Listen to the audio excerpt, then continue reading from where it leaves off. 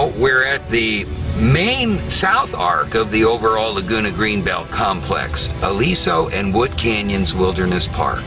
And actually, the park had its inception much earlier than most people realize. We're standing on the first parcel of the park right here. It was dedicated in 1974 in conjunction with the Monarch Summit 2 homes here in this neighborhood. And then in 1976, we acquired a 20-acre piece right on the top of Niguel Peak, which is the highest peak in the Sheep Hills, or the south part of the San Joaquin Hills. And also in 1976, we acquired a 20-acre piece behind Emerald Ridge, just south of Three Arch Bay. So interestingly then, Aliso and Wood Canyons Wilderness Park had its inception not in saving the canyon itself so much as preserving open space parcels on the South Laguna Ridgeline, which was officially incorporated into the Wilderness Park in the early 80s.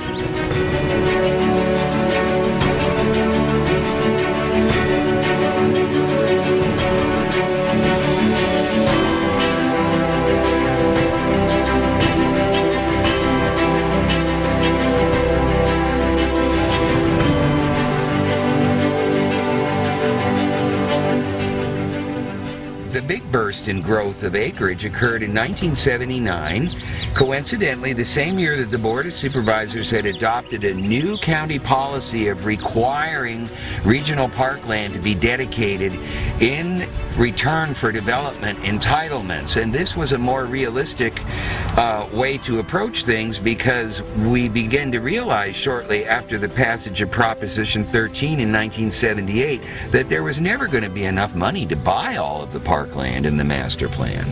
So in 1979, I negotiated the dedication of 3,400 acres from the Aliso Viejo Company, and there was a deadline to meet schedules to get to the Planning Commission and the Board of Supervisors for the approval of the Aliso Viejo planned community. And so the vice presidents, Jack G. Robb and his associate, came to my home actually on Saturdays, my home in Laguna Beach, and we actually worked on the dedication terms and conditions at that time.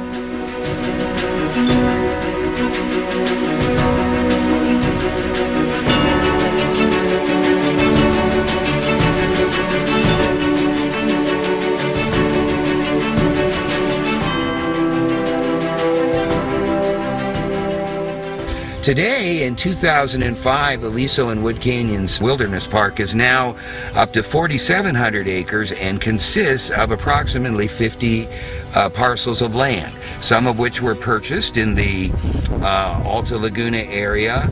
Others were dedicated by the AVCO community developers and the Laguna Niguel Corporation, including the East Ridge of Aliso Canyon that we're looking down on here. And in the distance, way back beyond the development up there, you can see a water tank slit into the top of that mountain. That's Molten Peak, which was the highest peak inside the Molten Ranch, which was the successor to the Rancho Niguel, which was owned by the Verdugo family. The Moltons acquired the land in the late 1800s, and then the Mission Viejo company purchased the land from the Moltons in the early 1970s.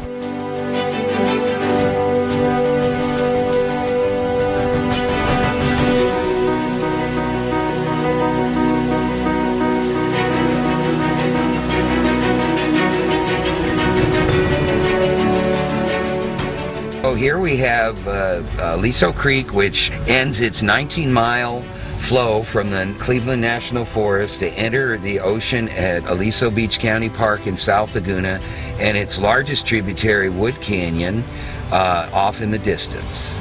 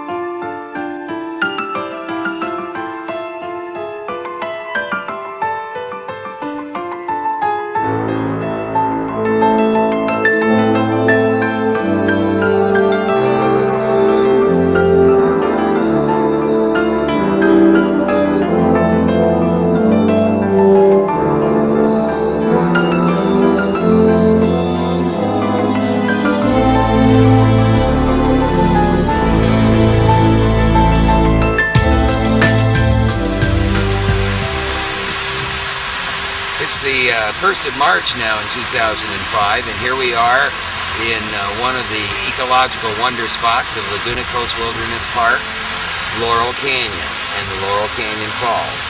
We have another waterfall in the park in Emerald Canyon. Laguna Coast Wilderness Park actually got its start, unbeknownst to the city of Laguna Beach, way back in 1978, when the city purchased from the Great Lakes Carbon Corporation the 500-acre parcel then known as Sycamore Hills and today called the James Dilley Preserve. The city sold off between 50 and 60 acres of that property on El Toro Road for future condominium development, which is what was financed the purchase of the property. The next big milestone was in 1988 when I negotiated the irrevocable offer of dedication from the Irvine Company for 2,666 acres, then known as the Irvine Coast Wilderness Park. These are the lands on the frontal slope of the park overlooking the city of Laguna Beach, including Boat Canyon, Emerald Canyon, and so forth. The march occurred in Laguna Canyon in '89, and things took off. Boaters in Laguna Beach approved Proposition H. Bond monies were floated to purchase the development rights from the Irvine Company in the Laguna Laurel area. These are just some of the acquisition highlights. Now bringing the county's total acreage up to about 4,200 acres with an additional 2,000 acres leased from the city of Laguna Beach for inclusion within the park. So Laguna Coast Wilderness Park is right about at 6,200 acres as of today. Combination of land purchases and dedications negotiated from developers, and contributions of funding from the County of Orange, California Coastal Conservancy, and the State Department of Fish and Game, who, by the way, put up the money to buy the land here in Laurel King.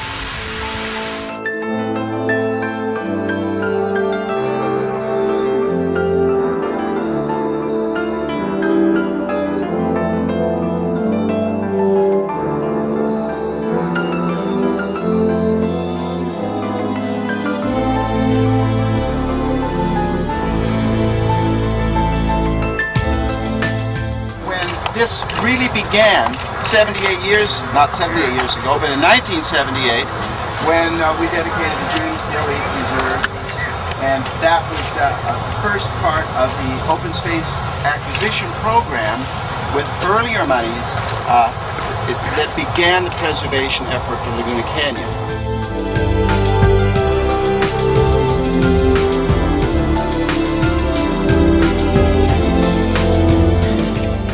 We are walking with the founding park ranger at Laguna Coast Wilderness Park, Larry Sweet. Turn around, Larry. There he is. Great view of the boat. Yeah.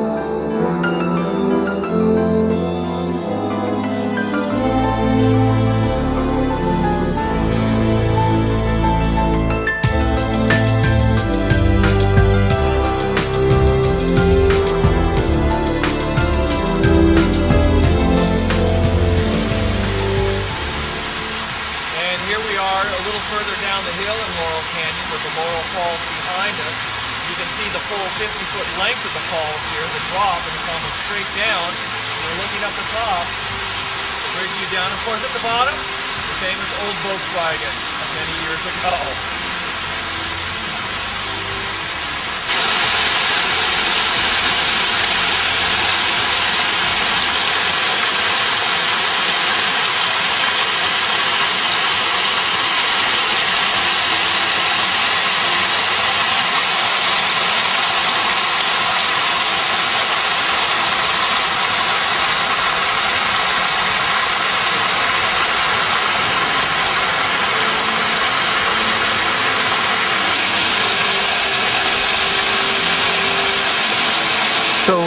That's a bell housing and brake drum assembly from what? An old Volkswagen bus back in the late 60s. A couple of the local space cadets decided to see what a Volkswagen looked like going over the falls. That's when you could drive back in the canyon, though not legally. And so they set the choke, put it in gear, popped the clutch, and watched it go. Wow. Hey, Ben. What do they call this trail? The mountain bikers used to call it Pac-Man, based on that rock we see there that looks like one of those little video game Pac-Man characters. Others call it Casper's or Ghost Rock. Has a rather impudent quality, looking like it's sticking its tongue right out at you and laughing hysterically. Qualities that the ranger staff seem to exhibit in great abundance of. I believe you're speaking for yourself, of course.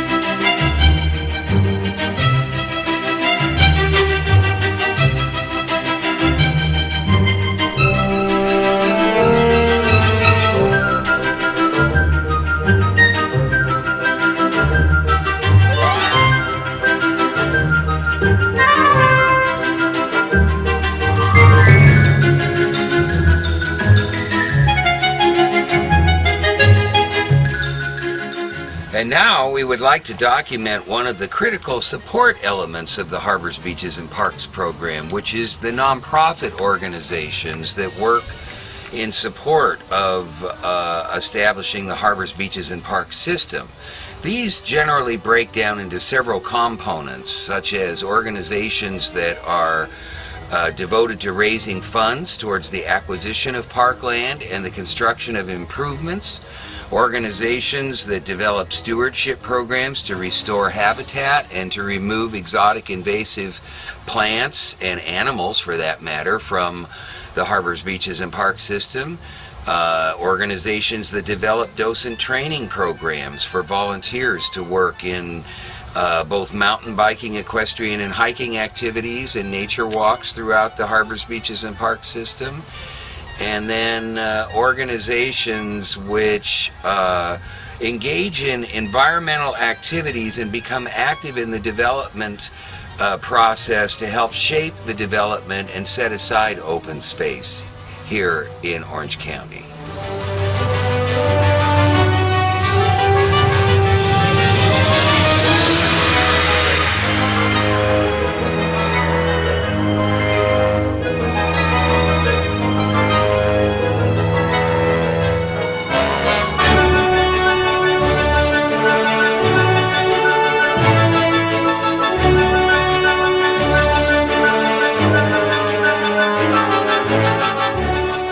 One of the groups I referenced is Dr. Elizabeth Brown, who's the president of the Laguna Greenbelt Incorporated.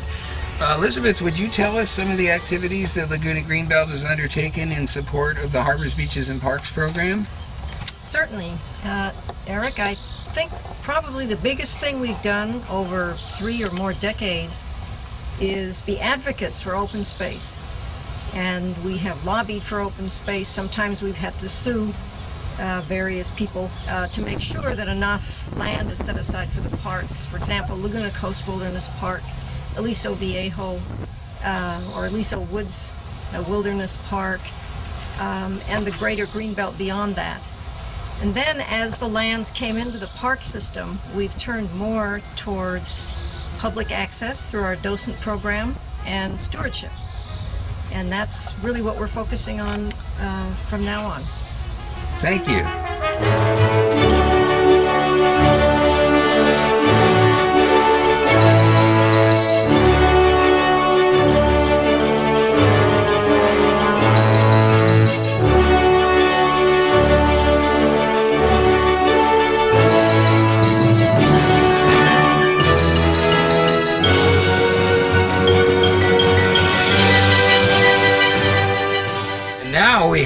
Trish Smith, who's senior ecologist with the Nature Conservancy.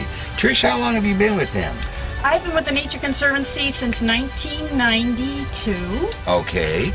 And what are some of the activities that you folks have undertaken in support of the Harbors, Beaches, and Parks program? Well, the Nature Conservancy has been working here since about 1991, under contract with the Irvine Company, actually, to help the company set forth stewardship programs for lands that they have set aside through various means, through dedications, outright purchase, the like. And in that capacity, we've been working with the county and the Irvine Company on various public parklands such as Weir Canyon, Limestone Canyon, Laguna Coast Wilderness Park to develop and implement programs for public access through the docent program, which we developed in concert with Laguna Greenbelt, and also working on various habitat restoration and monitoring programs, specifically aiming at trying to make these lands the most biodiverse as possible by targeting exotic plants for removal and monitoring the health of various wildlife populations. And some of the other activities are even coordinating biological studies of things like bobcats and mountain lions and gnatcatchers, and actually you folks have even gone into some areas that were slated for development and boxed up and removed specimen plant materials and relocated them elsewhere in the parklands and so forth. Because of our relationship with the Irvine Company, it creates a beneficial win-win situation where we can go into areas that the Irvine Company is going to develop, and working with them salvage native plant material for restoration in places like Laguna Coast Wilderness Park. Okay, thanks, Trish. You're welcome.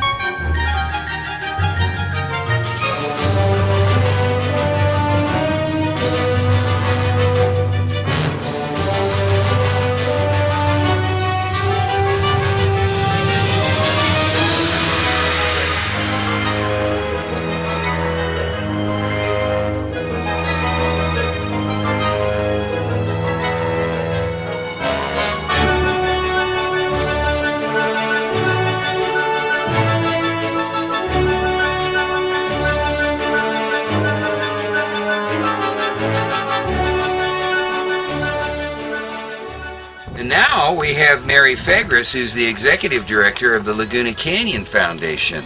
How many years have you been with that organization, Mary? Well, I'll have you calculated, Eric. The organization was incorporated in January of 1991, and I was lucky enough to be the executive director then. Okay, so it's 2005, so you're 14, right 14 years old. 14, yes. Okay.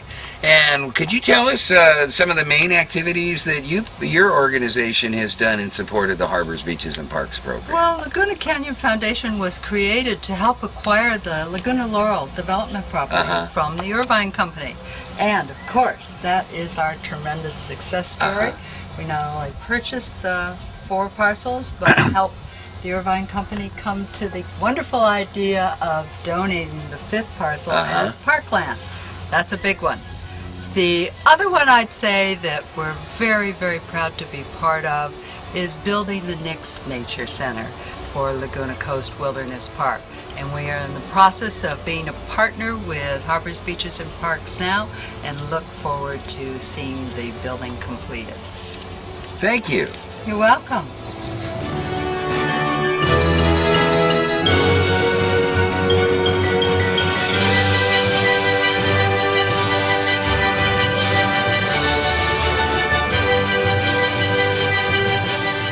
This program is among the efforts recognized in the Lifetime Achievement Award from the President of the United States in 2015. Supplemental information on the history of the Orange County Park System is included in the California State University Fullerton Center for Oral and Public History. Interview number 2061 of Eric Jessen by Joanna Brand, published in 2008.